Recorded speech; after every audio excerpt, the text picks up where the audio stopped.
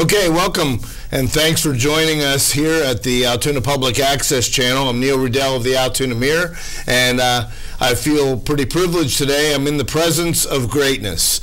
We got two guys here who have had distinguished and great careers as professional athletes. On my left is Ed Flanagan, played 12 years with the Detroit Lions and the San Diego Chargers. Eddie was an all-pro center. And on my right, Doug West, former Minnesota Timberwolf, 12 years in the NBA. Both these guys are longtime friends, and they've lived in, and they're back in Altoona now, and I thought it was a great opportunity for us to catch up with them, what they're doing, and even morph into a bigger picture on their views of sports today. So sit back, relax, and for the next 30, 40 minutes, we're going to enjoy some stories and perspectives. Welcome. Thank you. Thank you, Neil. Why don't we start out with you guys? What has brought you back to Altoona? Neither one of you, I think both of you had been away for most of your post-playing careers. Ed, do you want to start? We'll go to the older statesmen.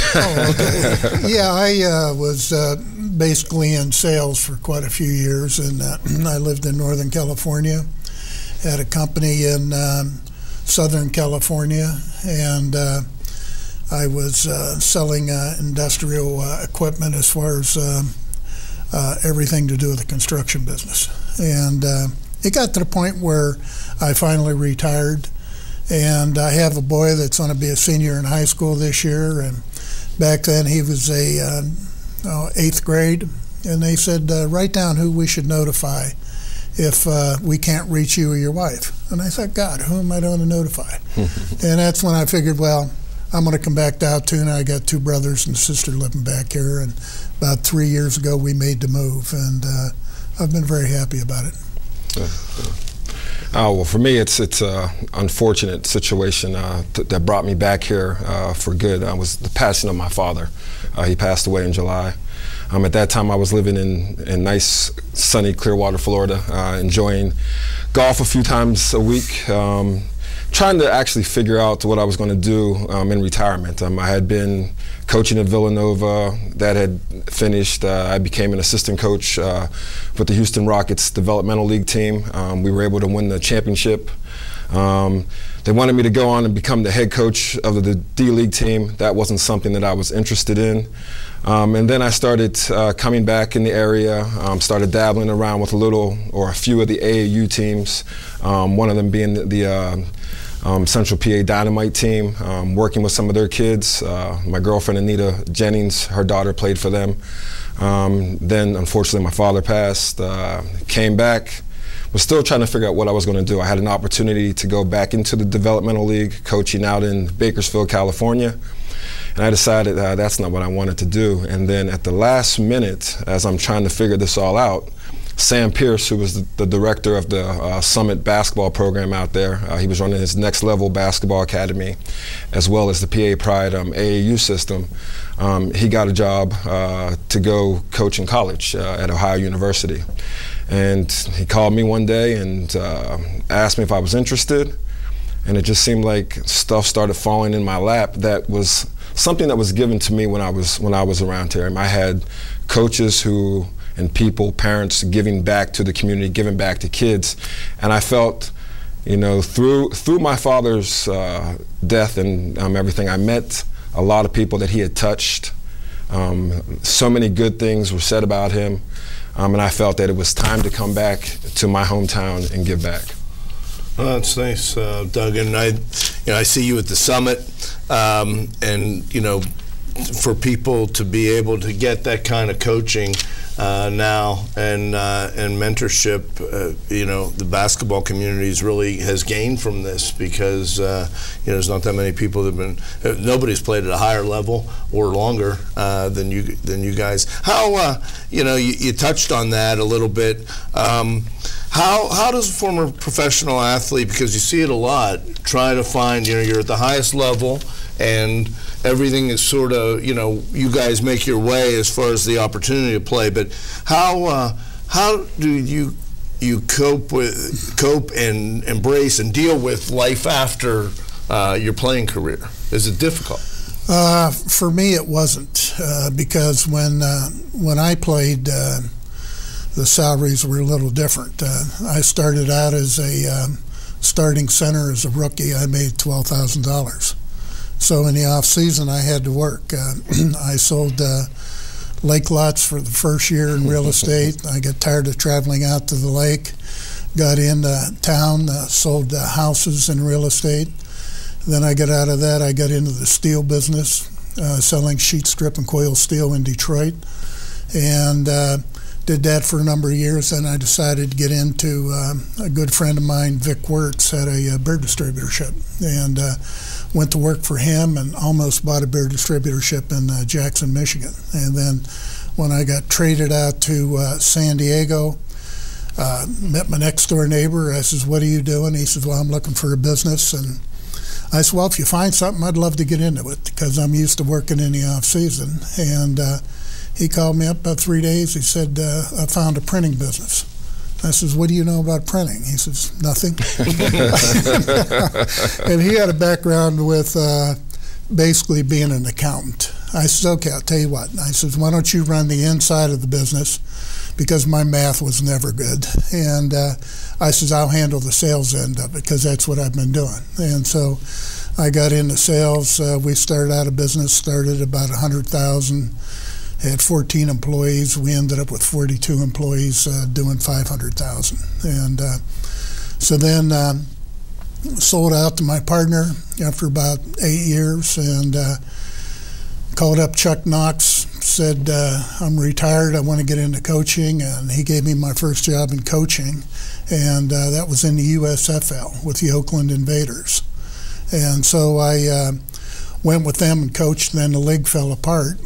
So I went back to San Bernardino, and my brother-in-law, he was doing nothing at the time. I said, "Well, let's do something," and he had a pickup truck, so we would buy seal coat, 50 gallons of it, put it in the back of his truck, and we would seal coat driveways.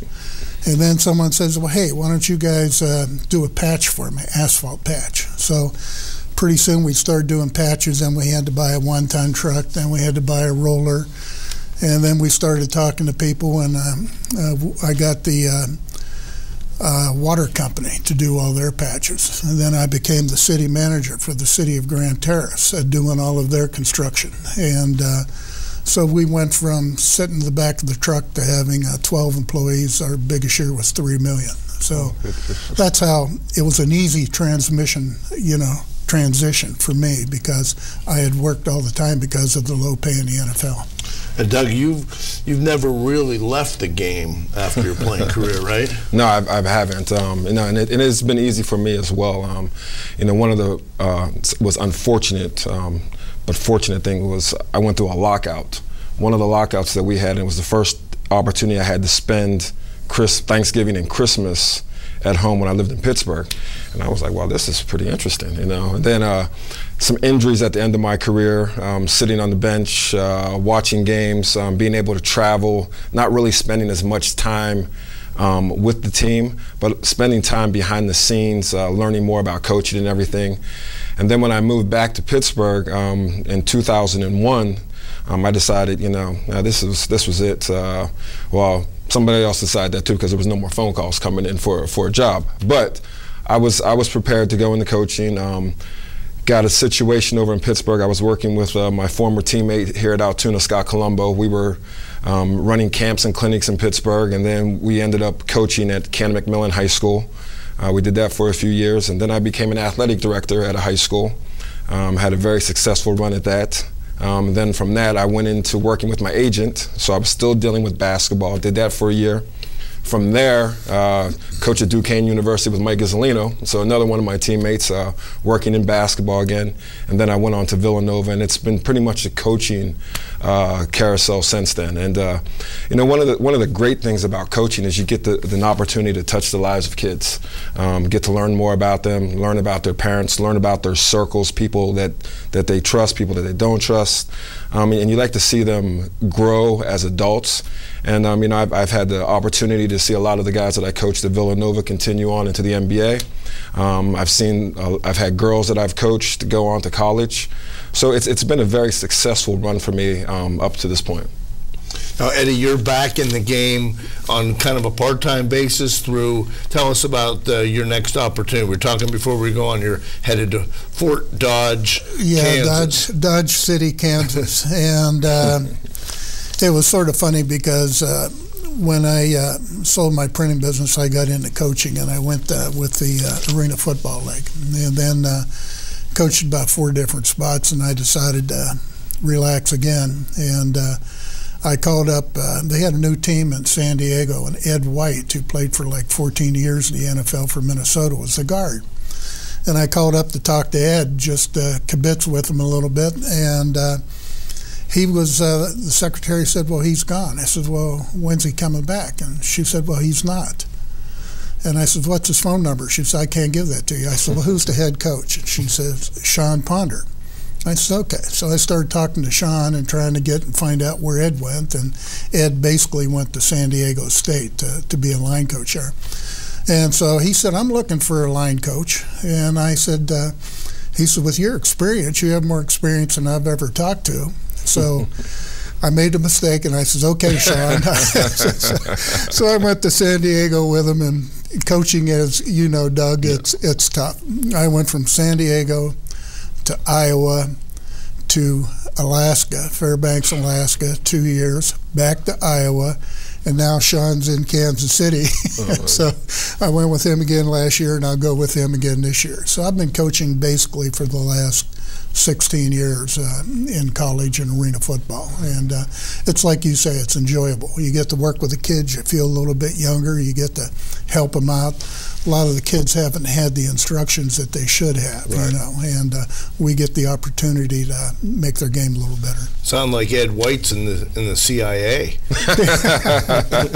Doug, you had said in the D League that you had never traveled as many airline miles as you did when you were Rio Grande? Rio Grande Valley, yes, deep in Texas, right across the Mexican border, and yeah, the travel was it was interesting.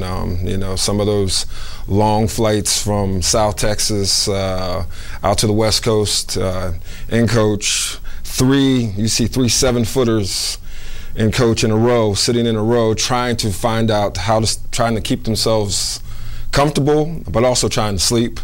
Hotels, some hotels they were pretty amazing. Some of the hotels we stayed in, you know, but we fought hard. Those guys were committed. They were all trying to make it to the next level.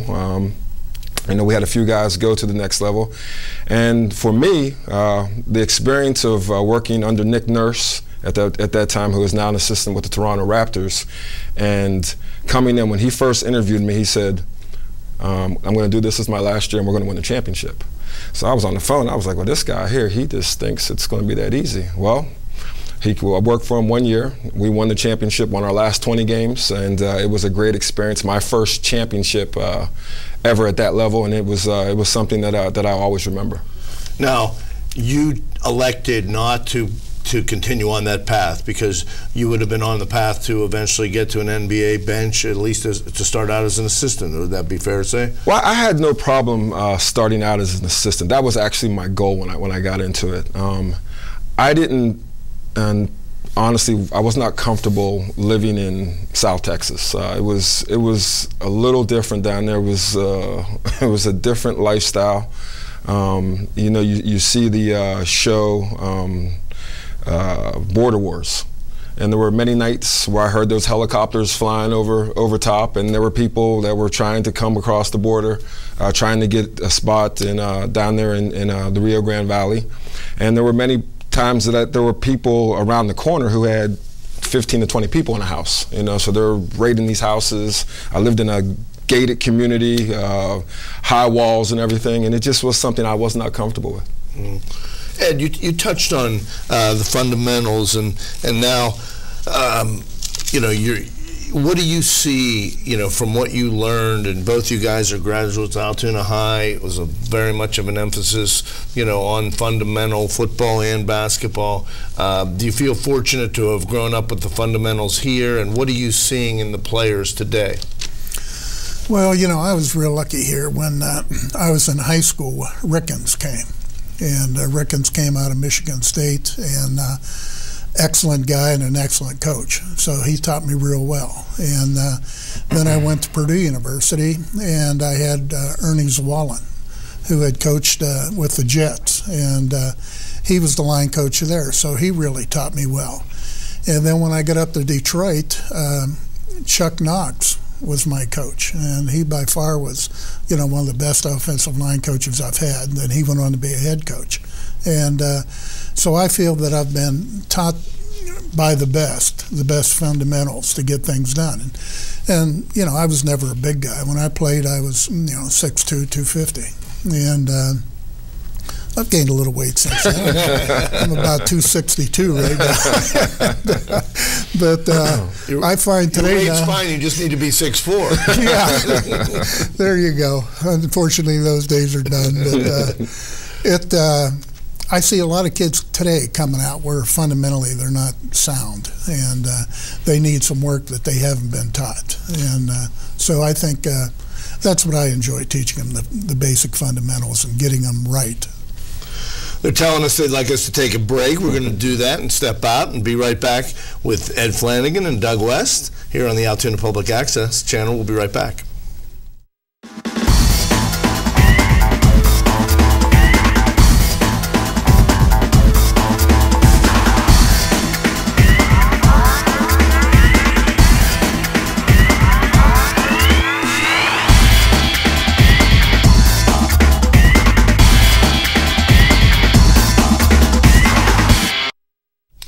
Welcome back. I'm Neil Rudel. We have a special show we're having here today with Doug West and Eddie Flanagan, and talking about the kids today and the youth leagues and fundamentals. And Doug, what are you seeing as someone who's come back into the community, and you were coached at a very high level, the highest level. What are you seeing of the fundamentals here now, and your impressions of the basketball? The fundamentals, as Ed said, it's what you live to coach. I came up with Don Pendleton, who took me off the football field and said, "Come out here, teach you how to shoot in his backyard." And then he took me to Bobby Seitz, and Bobby Seitz was very into the fundamentals. He brought all of us kids around. He coached us. He coached me in baseball and basketball. So we were fundamentally sound growing up, but I don't even think we even knew it. I don't think we even used the word fundamentals back then. And as you continue the path of coaching and of playing, you learn the different fundamentals of the game, how they're expected to help you in your game. And I had some great coaches in college, playing for Coach Massimino, high school playing for Coach Bitar. Moving on from Coach Mass into the professional level, where I played for Bill Musselman my first go, and then finished up with Flip Saunders in Minnesota. And very fundamentally sound coaches. To go on and work under Jay Wright at Villanova as I did, that's when the fundamentals really came to me, and I really realized how important they were. So as I go around now and I watch basketball and I teach basketball, it's all about the fundamentals. It's all about proper shooting position. It's all about footwork. It's all about being able to learn how to run, using your body the correct way. I had the opportunity to work with Scott Colombo, as I mentioned earlier, who is a physical therapist over in Pittsburgh. One of the big things that we worked on working in Pittsburgh was the fundamentals with these kids. And as I've started working on the stuff around here with my Doug West basketball academies, I try to emphasize the fundamentals daily. Proper shooting technique, proper stance, stepping into your shot, passing, dribbling, everything. And as I watch it around here, to be quite honest, The girls have had more skill development since I've been away, and that I'm noticing than the boys have. And right now, the girls seem to be ahead of the boys in basketball around here. But we're trying to catch them up with the girls. That's my goal, is trying to catch them up with the girls, but also to keep pushing the girls. All the kids that I have had love to learn. Their parents have bought in. You know, I have my shooting academies, my skill academies. So the main focus has been on fundamentals. That's a daily thing. I mean, I think without the fundamentals, you're just going to go by the wayside, because everyone's going to grow a little bit. Everyone's going to be able to shoot. But how skilled are you? Can you dribble? Can you pass? If you're a guard, can you post up? Can you dribble with your left hand? If you're a big, can you step out? Can you make shots? And that's the goal. You don't want to be just a one-dimensional player. You want to be a complete athlete. Speaking of youth sports, Eddie, what's your feeling about tackle football? At what age is it a good thing? I mean, obviously you love tackle football. You're still watching the NFL, and I'm guessing, do you consider yourself a Detroit Lion for life, and they made the playoffs this year? Yeah, pretty much so. And of course, when San Diego's playing, I'm rooting for San Diego. You know, but yeah, I think you got a good question today on when should kids start. I'm basically going with what the doctors are saying now, and I think kids should not play tackle football until they get to maybe 7th grade. Maybe 8th grade, because they said then your brain is getting a little more refined, your head is getting a little solider, and you don't need the concussion hits at that young of an age because of your brain rattling. So I would probably recommend, and I didn't let my kid play ball until 8th grade out in Denver, and then he was on a play that year and they shut off football, so he didn't get to play. And but I think 8th grade or 7th grade, I wouldn't let him play before that. And like Doug was talking about, you know, you're looking at kids and they don't have the fundamentals. And sometimes you get these coaches, they think they're Vince Lombardi and they want to hit all the time. And that's not part of the game. And I think that they don't have to hit as much as they do. And one thing that we did, I told you a little bit with Sean Ponder, I went up to Alaska to coach. I went up to Alaska in Fairbanks. Season started practice in February. Of course, there's 10 inches plus snow up there, you know, and it gets dark at 4 o'clock. Yeah. We couldn't practice outside. Right. So where was our practice? At the University of Alaska gym on a hard gym floor. Right. So we had to practice our basic pre-camp practice. We went for 3 weeks before we had our first game, 2 weeks before we had our first game. We never hit because we couldn't hit. We were on a wood floor.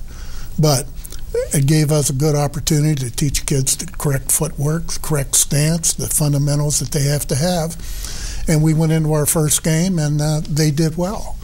And the other thing is, we didn't have the amount of injuries that other teams that went to camp and were hitting had. So I think even in the NFL, which they're changing now, they're limiting the number of days you can practice. They're numbering the days that you can hit. So the NFL is learning a little bit about this concussion lawsuit that they've had. Yeah. And speaking of that, Ed, what's your position on that lawsuit? I think it's a good lawsuit, and I think it's made a lot of changes because now the NFL is learning, hey, we can't control everything. You know, when I played, you had the team doctor and you had the trainers. And if you got dinged, you came in on the field and you'd say, Doc, man, I got dinged a little bit here. And he said, how many fingers do I have up? And he always put 2 fingers up. So you'd say 2. He said, okay, you're okay, Ed. He said, get back in there. It's changed now where if the kid gets hit and dinged, they take him out of the game. They have to bring him in the locker room. They do a test on him there. And back then, the doctor had the whole say, or the trainer. Now, once the kid has an injury, they have to go to an outside guy to get an outside opinion. We never had that in the NFL before. You part of the larger suit against the NFL. Can you clarify that? Yeah, when I first signed up, I signed up for it, and it was stated that they wanted to get better changes, and I did that.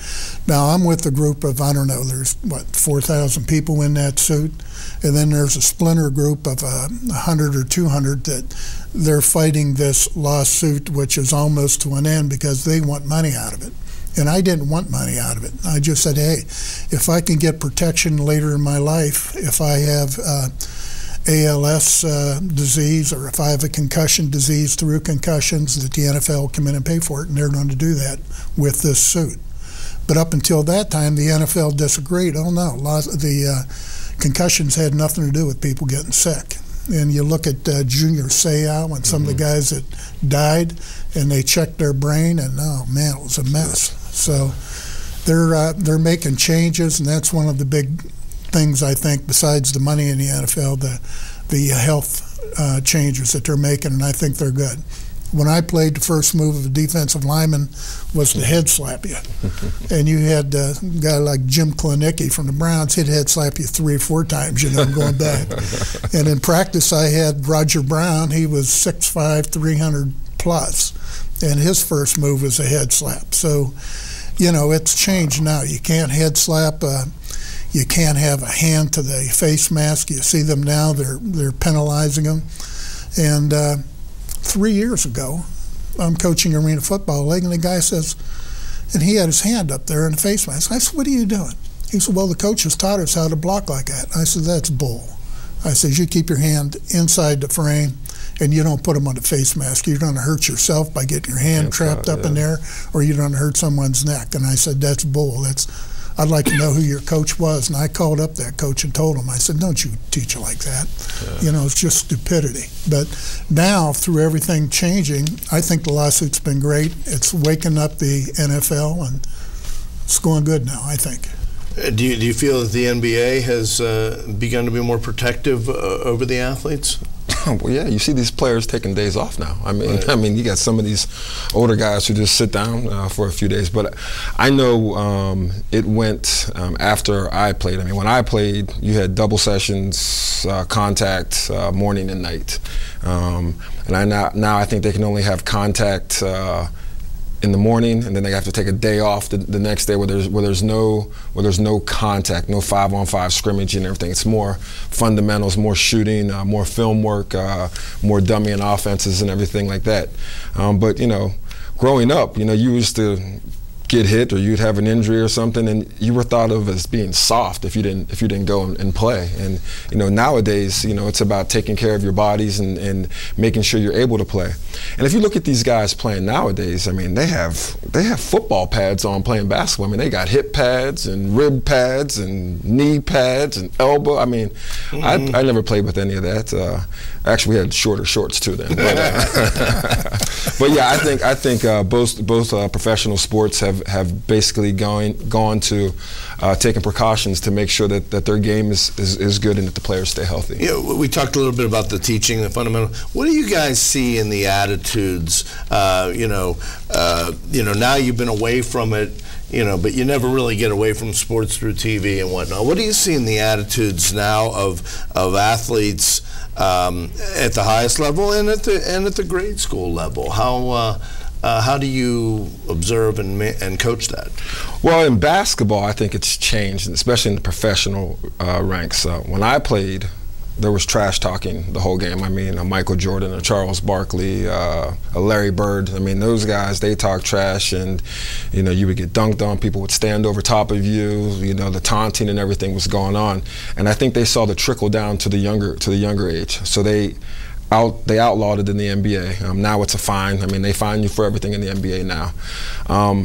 As I've gone through in the last few years of coaching and now working in the system that I'm here doing now, the kids are good. The kids, they go out, they compete. The boys have a little bit of an attitude here and there. But the biggest problem are the parents. I've had parents kicked out of my leagues out at the summit. You have parents yelling at officials. And one of the things you have to realize is that official makes the call. He's not going to change the call. So no matter how much you yell from unless you're the Cowboys. Oh, did you go there? Were you a Cowboy fan? I am a Cowboy fan. Yeah, yes. You went there, didn't you? Oh, yeah. I couldn't believe that. He just picked the flag up. He didn't change the car. Just picked the flag up. But yeah, I mean, it happened. You know, so. Last week I thought he had I thought he made a catch too. So, right. So it comes back to haunt you, you know. Right. But these people around here, I know from being out at Mansion and seeing, you know, I think so many people are fortunate that we have the organization to the various leagues to keep semblance of order. Yes. I mean, and you know, you just have to realize that these kids are really supposed to be having fun. You know, it's about having fun. It's about developing yourself, coming through the ranks, and enjoying the game. I mean. 4th and 5th grade league, there's no, you know, there's you know, we still have years to progress. These kids have years of growth, and I just think we need to calm ourselves down a little bit and just allow the game to go. I mean, if the officials called every foul and every travel, the games would never end. Right. And what are you seeing, Ed, when you turn on the NFL? Well, I think the 3 biggest changes in the NFL was, number 1, the money. Right. When I played, the minimum salary was $12,000. Then now it's about $400,000, I think. Yeah. Okay, so that was number 1. I think number 2, the health issue was the big thing. And now I think number 3 is the fact that they've got to control a little bit more in the NFL, and I think they're slipping up. One thing I hate to see is these guys pushing each other around and punching, and someone fumbles and you get 10 guys and then everyone comes in and pushing guys away, you know. That's bull, you know. We have a rule in the arena football. If you throw a punch, you're out. And you're out the following game with no pay. And I think the NFL has got to institute that. If you take a punch at someone, you're out of the game right now. You play the following year.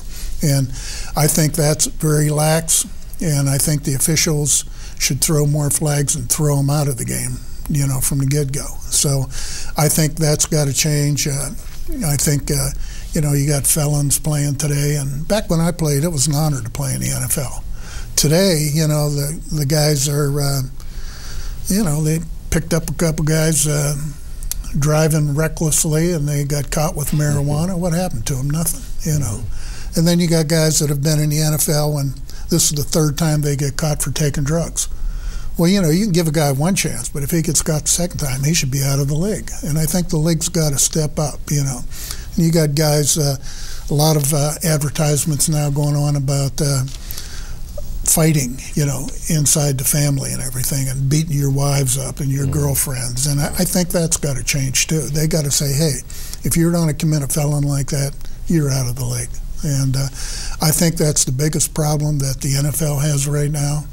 And the other thing that makes me mad is all these celebrations. And, you know, you get some fat defensive lineman that makes 1 play all day, and he's jumping up and going like this, you know. Didn't we have a guy do that in the game this year, and they were still running the play? He got caught behind it. Yeah. And then what about the other idiot? He gets up there and he's kicking his legs up, and he pulls his muscle. Yes, he's out for the year. Tore his knee. There's only one way to change that, and I've coached for 16 years. And I grade the offensive linemen, and typically they're the smartest guys on the team, the O-line. Of course, I'm prejudiced, you know. But the grades, when I grade guys, they usually grade out in the 80s. So 80% of the time, they got their job done. So what I'm saying is now, every offensive lineman, every time you get a good block, jump up around and do this, and that would end that you know, celebration. How about your former teammate Dick LeBeau? Still at it, 76. You guys were teammates, right? Yeah. I played with Dick for about 8 years. Are you surprised that he still wants to stay with it?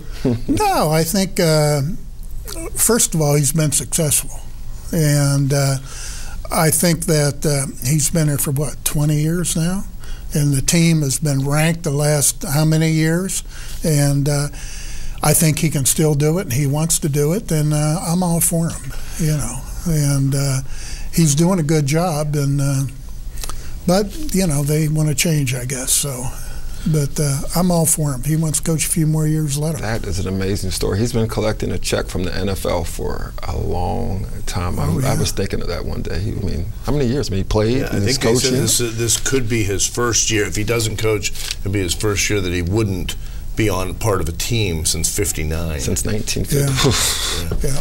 Okay, we're going to take another break and be back with Ed Flanagan and Doug West having a good round table here. Hope you're enjoying it.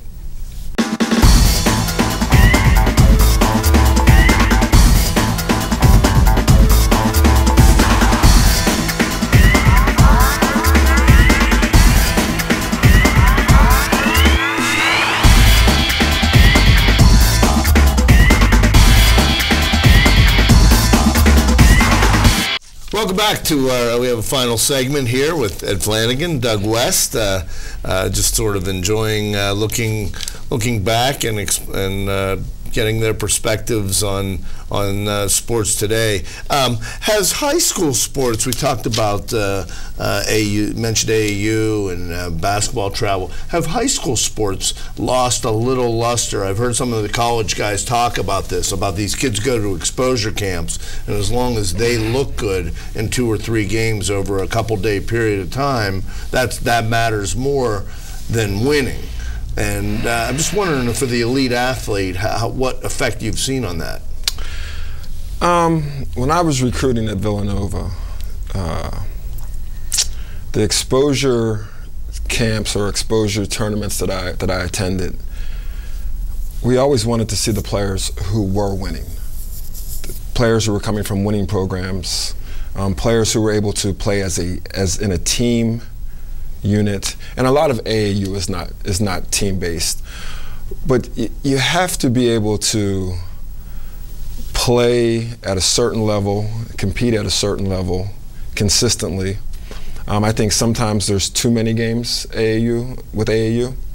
And then one of the things I know Jay Wright loved to do is he wanted to know your high school coach, wanted to see your high school team play. And I've heard, that a lot of these kids feel it's best for them. We're going to go play high school, and then we're going to go play AAU, and then that's just going to be my ticket. And a lot of the times now, especially locally, you're not going to have a lot of college coaches making the trek into Altoona to see games. And I think in a way, when I played at Altoona High, or before I even went to Altoona High, we used to go to games and see a Louis Schmidt, a Ricky Tunstall. And you wanted to be part of that. I wanted to be part of that. The field house was filled to the rafters. Yeah. The games were great games. They were hard-fought games. And then when I came through and played, I felt the same way. I mean, we filled that place up nightly. And now,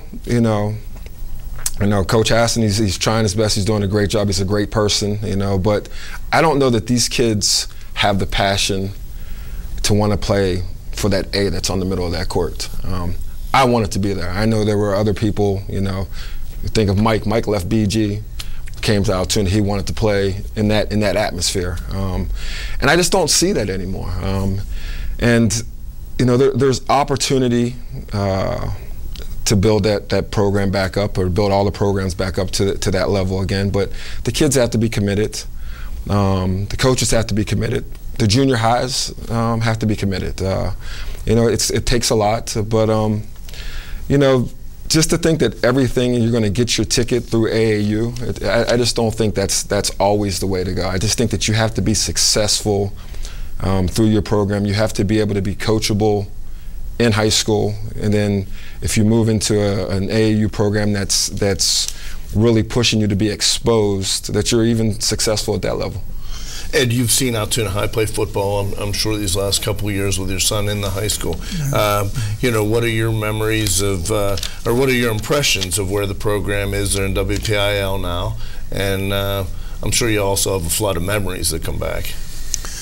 Well, back when I played, back then everyone walked. When I went to Keith Junior High, I lived down on 24th Street, which is in between Broad and Beale, and I had to walk up to Keith every day.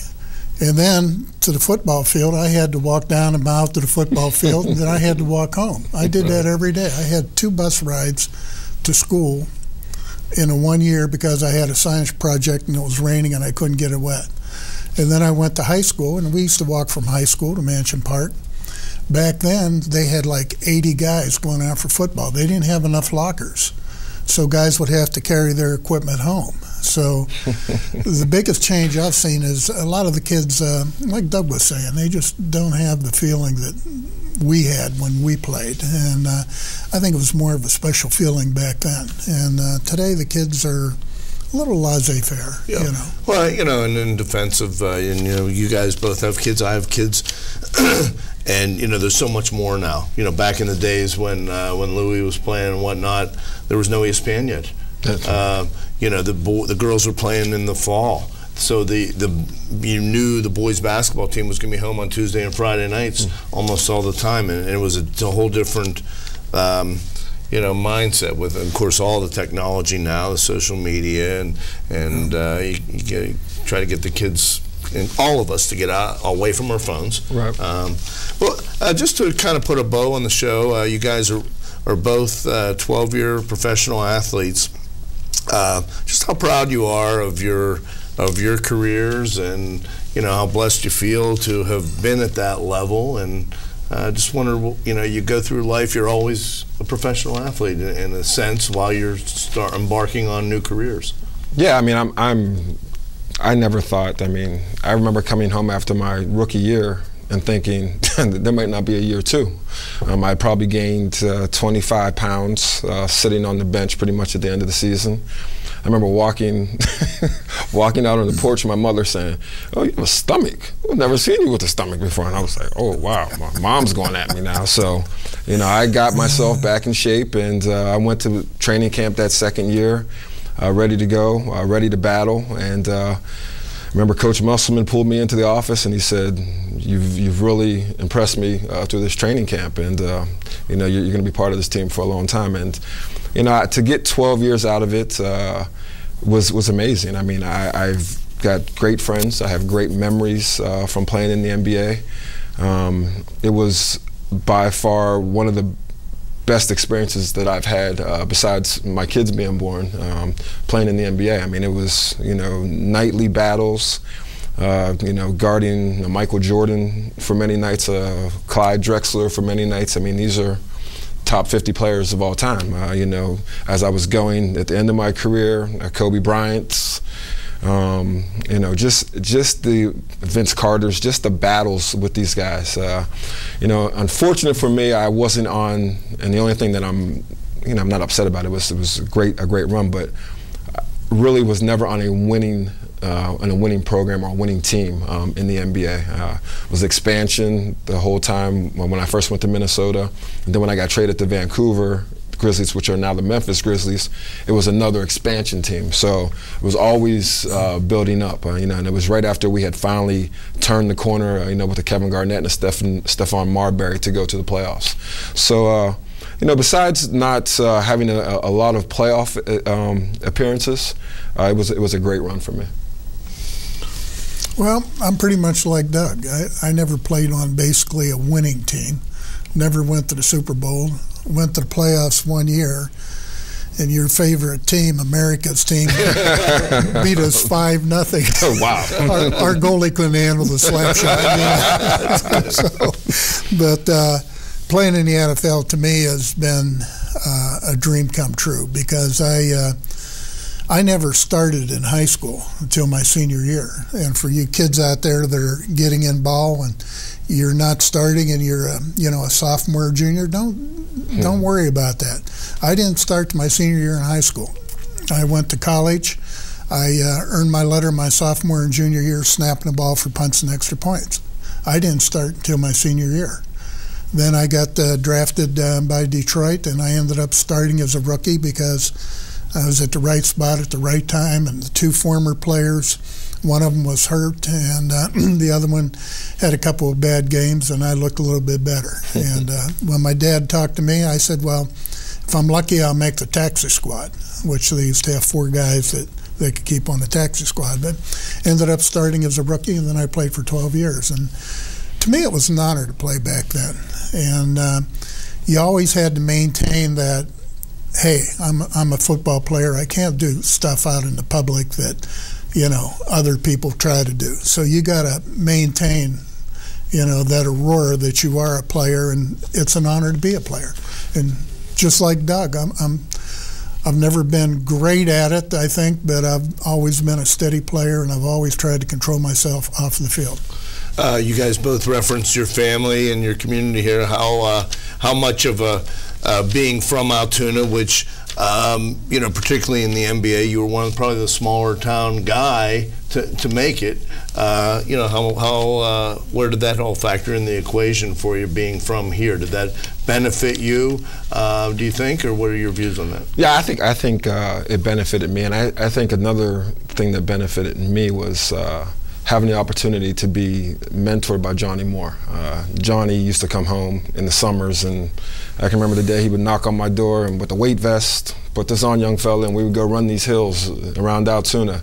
And one of the things that I always prided myself, you know, was being in shape, being in tip-top condition when I played. And, you know, a lot of my teammates used to laugh at me and say, you got this little hitch in your step. It's from all these hills, walking to and from school, walking up these hills. So I really feel that the upbringing in Altoona, the coaching that I had from Biddy all the way up until I went to college and through college really benefited me. Pretty much like Doug, I benefited from the fact that Rickens came in, taught us great fundamental football. Strome was the head coach. He was a fundamentalist. And I found that when I went to college at Purdue, Louis Glasshauser was there. And so the reason I went to Purdue, I could have went to either Memphis State or Purdue. And Louis was at Purdue, and that's one of the reasons why I went there. And I found that when I got there, I could see that fundamentally I was a little more sounder than a lot of players. But a lot of these kids come in, you know, they were all Americans, all state, all Parade magazine, all this and all that. And I was honorable mention all state with 200 other guys, you know, or 400 other guys.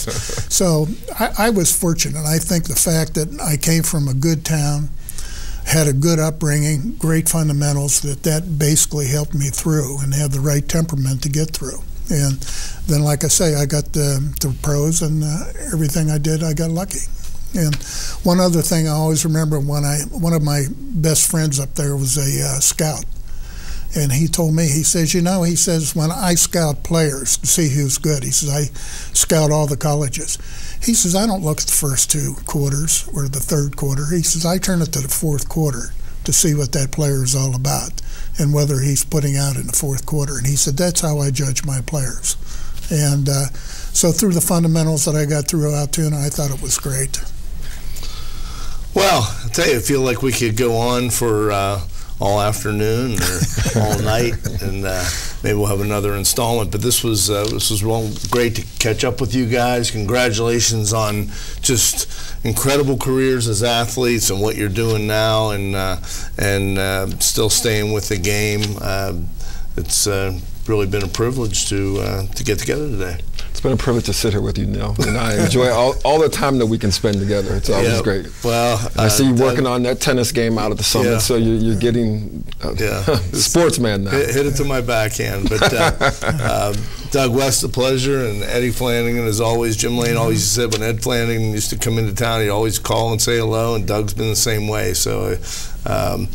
So for Doug West and Ed Flanagan in the Altoona Public Access Channel, I'm Neil Rudel. Hope you enjoyed our show, and we'll see you real soon.